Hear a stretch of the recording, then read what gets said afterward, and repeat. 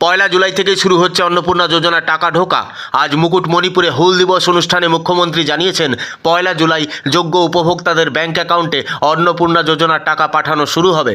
তিনি আরও জানান, অন্নপূর্ণা যোজনায় প্রায় 1,51,00,000 আবেদন জমা পড়েছিল।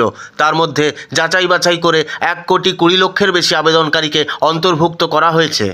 আগামীকাল পয়লা জুলাই এই রাজ্যে 1,51,00,000 অন্নপূর্ণা যোজনায় আবেদন করেছিলেন।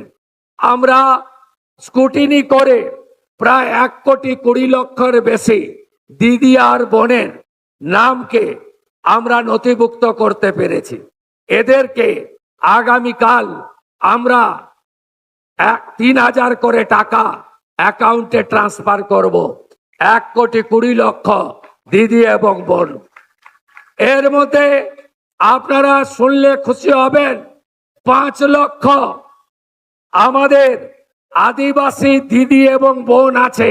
5 লক্ষ তারা আগামীকাল 3,000 টাকা অ্যাকাউন্টে পাবেন। প্রতি মাসে তারা এই সরকারের তাদের অ্যাকাউন্টে পাঠাবে। তাই আপনি যদি আবেদন করে থাকেন তাহলে অযথা গুজবে কান দেবেন না। অনলাইনে অ্যাপ্লিকেশন স্ট্যাটাস নিয়ে নানা ধরনের বিভ্রান্তি ছড়ালেও চূড়ান্ত বিষয়টি নির্ভর করবে সরকারি যাচাই এবং পেমেন্টের ওপর।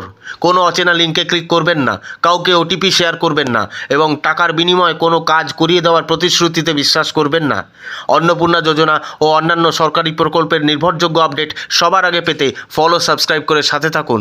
ধন্যবাদ।